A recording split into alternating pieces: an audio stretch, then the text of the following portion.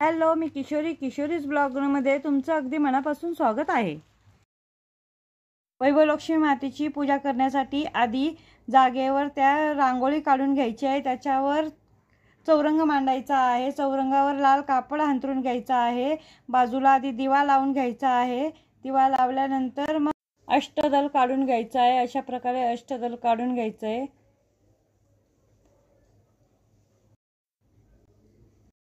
हळदी कुंकू एकत्र करायचं आहे असं, आणि कळशाला 8 बाजूने अशा रेषा ओढून घ्यायच्या आहेत।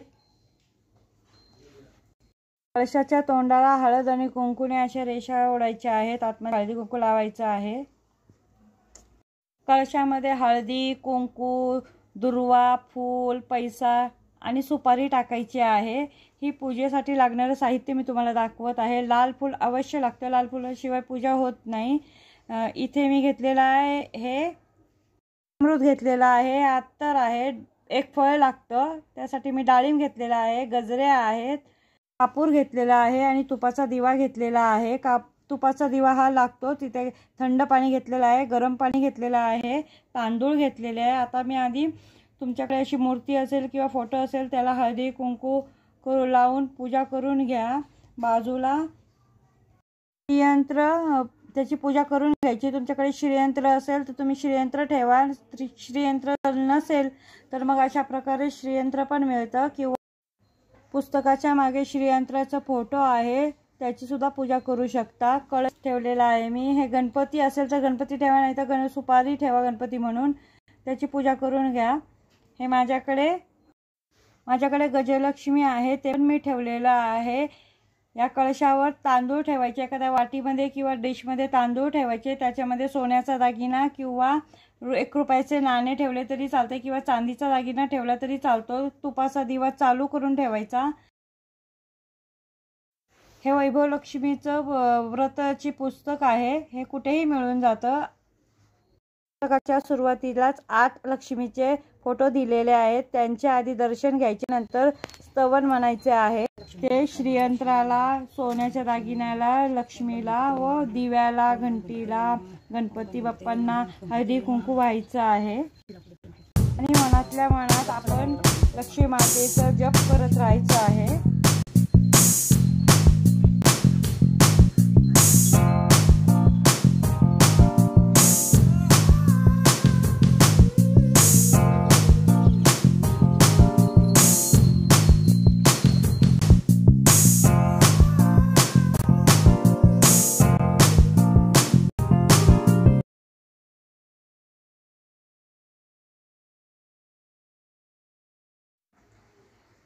हातामध्ये अशा प्रकारे फूल घेऊन आधी संकल्प करायचा आहे, आणि मग तांदूळ घेऊन ते पाण्यामध्ये सोडायचे आहे।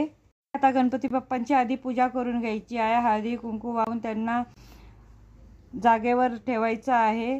नंतर श्री लक्ष्मी माते म्हणून आपण सोन्यात ठेवलं होतं, त्या सोन्याची पूजा करायची आहे।